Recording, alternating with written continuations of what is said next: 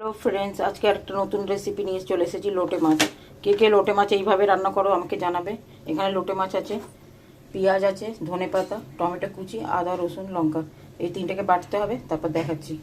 এটা আদা রসুন লঙ্কাটা বাটা রয়েছে, আর এখানে গুঁড়ো মশলার মধ্যে লঙ্কা গুঁড়ো, হলুদ গুঁড়ো আর নুন আন্দাজ মতো। তেল দিয়েছি কড়াইতে, এবার পেঁয়াজটা দিয়ে দেবো। পেঁয়াজটা দিলাম, এবার একটু পেঁয়াজটা লাল হোক, তারপর দেখাচ্ছি। পেঁয়াজটা লাল লাল হয়ে গেছে, এবার মাছটা দিয়ে দেবো। আমি মাছটাকে গোটা গোটা রেখেছি, অনেকে কেটে কেটে দেয়। গোটা রেখেছি এই কারণে যে এটা একটু পরে দেখাবো সেটা কিসের জন্য রেখেছি। মাছটা অনেকটা সেদ্ধ হয়ে গেছে, এবার মাছের এই যে কাঁটাটা আছে, এই কাঁটাগুলো এরকমভাবে দেখে দেখে সব বের করে নেবো। বের করে তারপর দেখাচ্ছি কতটা বেরোয়। অনেকগুলো কাঁটা বেরিয়ে গেছে, কিছুটা হয়তো ভেঙে গেছে। গোটা গোটা থাকলে যাতে কাঁটাটা বের করতে সুবিধা হয় সেই জন্য গোটা রেখেছিলাম। আর এখানে মাছটা হয়ে গেছে, এরপরে টমেটো ধনেপাতা সব মশলা দিয়ে দেবো, সেটা দেখাচ্ছি। এরপর সব বাটা মশলাটা দিয়ে দিলাম,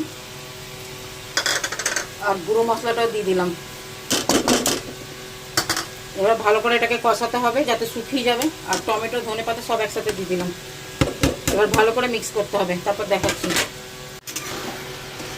সব কিছু দেওয়ার পরে এবার নাড়াচ্ছি, একটু এটাকে চালাতে হবে, ভালো করে এটা কষাতে হবে, আরও শুকাবে। এখনও অনেকটা বাকি রয়েছে, হয়ে গেলে দেখাচ্ছি। এইভাবে কে কে রান্না করো আমাকে কমেন্ট করে জানাবে। কে কে লোটে মাছ খেতে ভালোবাসে সেটাও বলবে। দেখো এতটা কাঁটা বেরিয়েছে, সেই জন্য মাছটা গোটা রাখা। গোটা থাকলে কাঁটাটা বের করতে সুবিধা হয়, এটা মাঝখানে যে কাঁটাটা। আর লোটে মাছ রান্না হয়ে গেছে। এইভাবে কে কে রান্না করো কমেন্ট করে জানাবে। আমি আমার বাড়িতে কিভাবে রান্না করি সেটা শেয়ার করলাম।